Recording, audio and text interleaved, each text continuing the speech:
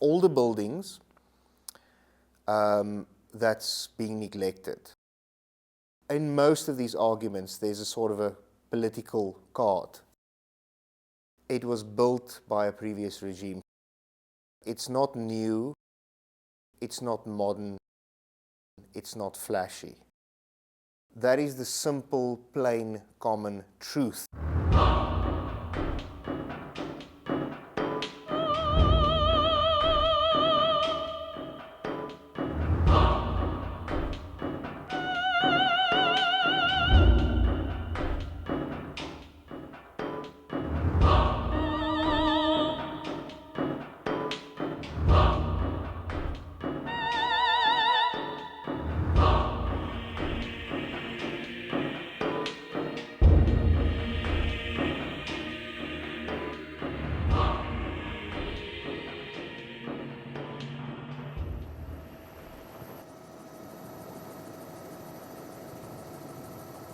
Potchefstroom is about 120 kilometers from Johannesburg in South Africa.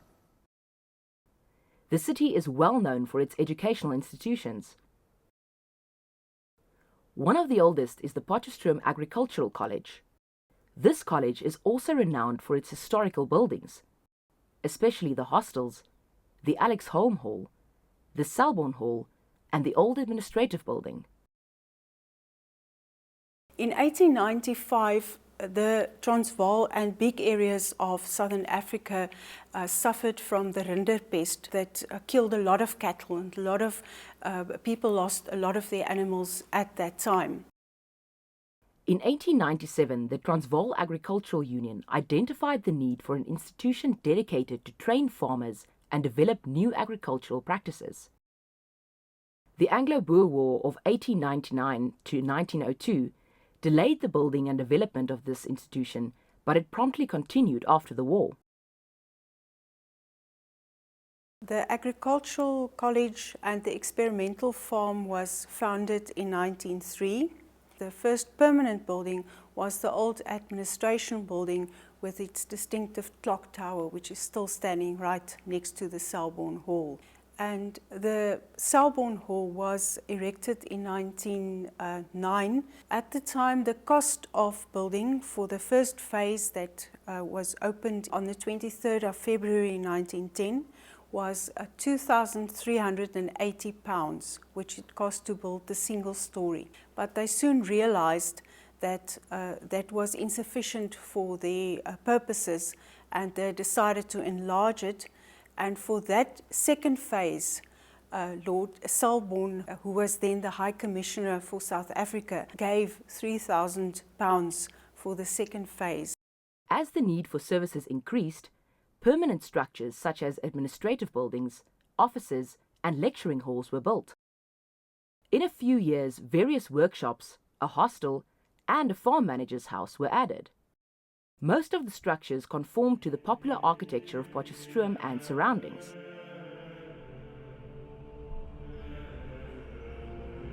Potchefstroom, the oldest town in the 19th century Transvaal Republic, features some of the best preserved architecture in South Africa.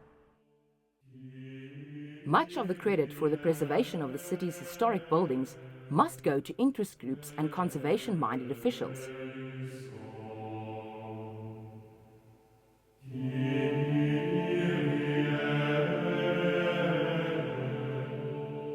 The Agricultural College at the time, especially in the first, I would say 50, 60 years of its existence, was a very important institution, not only in Potchefstroom, but in South Africa. A name inseparable from the experimental farm is Alexander Holm, who facilitated the development of the farm and a curriculum that addressed the needs of the region. The Selborne Hall became the headquarters of the Afrikaner Cattle Breeders Society that was founded here in the beginning of the 20th century.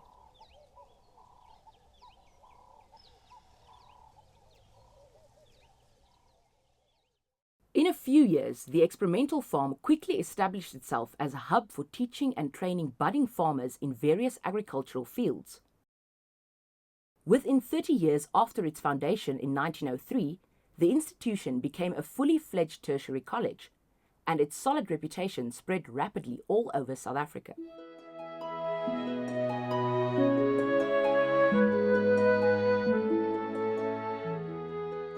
The Agricultural College was from the outset a college in every sense of the word.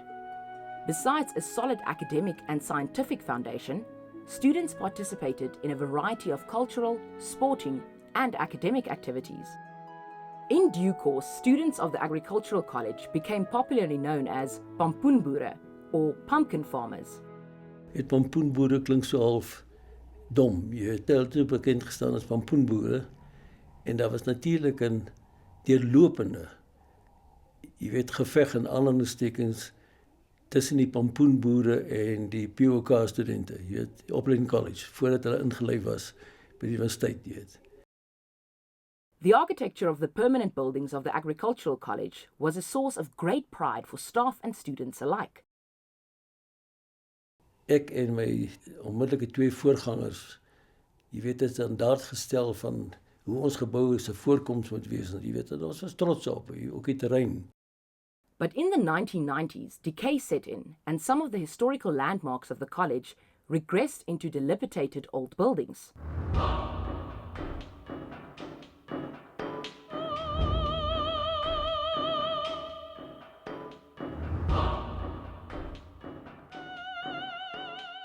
The Selborne Hall was the last time that it was inhabited or used by the place there was in 1983. So it's been standing empty for the past 30 years. It has been declared a national monument in 1976, and the fact that it is in such disrepair at the moment is a sad thing for heritage Potchefstroom. Toe ek nou op 'n geleentheid vir 'n familielid pamflette daar gaan afhaal het, dat die persoon vir my gesê het dat 11 vensters is met raam en al verwyder en binne is alle metaal. Krane, pype verwyder en verkoop vir ou eyster. En om so vervalle te sien, dan maak dit my emosies in jou wakker, jy weet.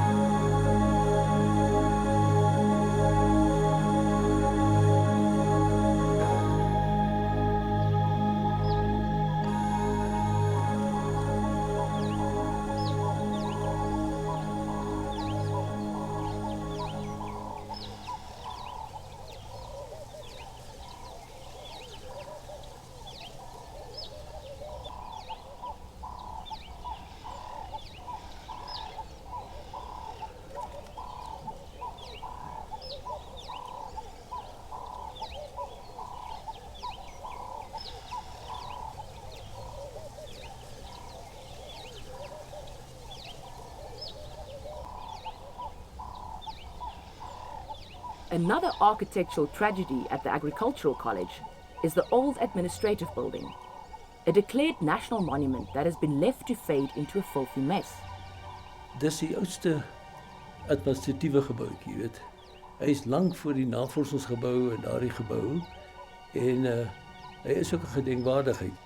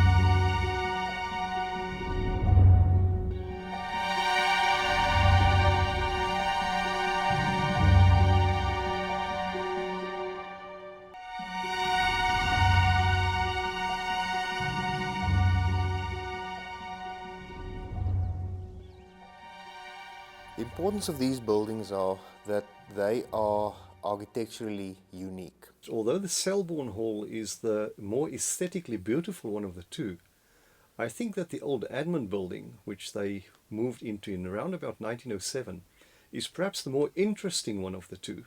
Very significant because of the beautiful but simplistic gables based on the Cape Dutch style on the outside of the building. Very simplistic with its concave and convex forms. The building has a beautiful harmony and an excellent rhythmic quality when you look at the facade. It is a lovely example of the revival style. It was said that the Selborne Hall was designed by the famous South African architect Herbert Baker, but we could find no evidence that that is the case. From an aesthetic point of view, the Selborne building is rather beautiful, although also rather strange because of the way in which they've included smaller windows alongside the main entrance.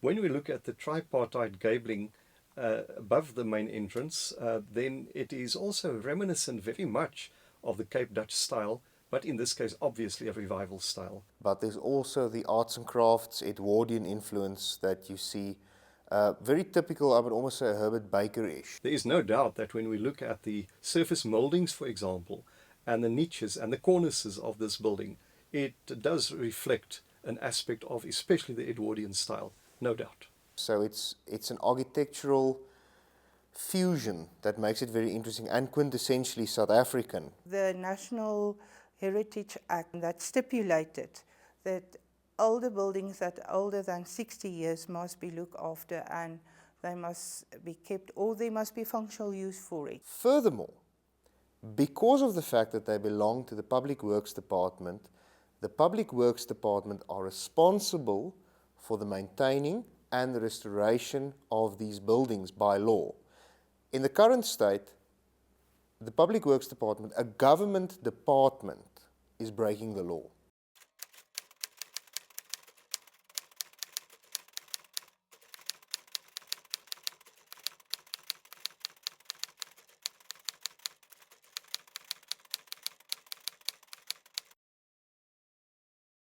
We've had many endeavours over the past few years speaking to officials and so on to encourage them to restore this place, but it really fell on deaf ears. Although not without maintenance issues, some historical buildings such as a hostel with Cambridge, Oxford and Yale sections, as well as the Alex Holm Hall, have been preserved. Some say, however, that these buildings do not carry the same political stigma as, for example, the Selborne Hall. It's got Cape Dutch gables. Cape Dutch gables read colonialism, read apartheid. That's why the Alex Holm Hall was restored. It's slightly more modern looking. The agricultural people, according to Johan Wolford, do not want to restore the two national monuments. They want new buildings. Secondly, Public Works Department doesn't want to spend any money on this. They want it gone, they want a new building there, end of discussion. They don't want to restore it. The feeling is that the Selborne building must be demolished. These buildings are completely sound. They need to be restored. They can be restored. They're not beyond help. It's sometimes difficult because the public works doesn't have the expertise or the skills in dealing with buildings that's older than 60 years. The main problem is that who's responsible? We don't know. Nobody from the Public Works Department is coming forward saying, look, we are responsible. They don't answer emails, they don't want to correspond with you. The moment that you ask them about the Agricultural College, they go all silent, they go all stiff-lipped, they don't want to talk about it. The abandoned and neglected buildings at the Agricultural College that caused a public uproar are both declared national monuments and part and parcel of the treasured heritage of the greater Potchefstroom. Thousands of tourists from South Africa and overseas visit Potchefstroom each year. And high on their wish list are buildings that tell the story of this beautiful city.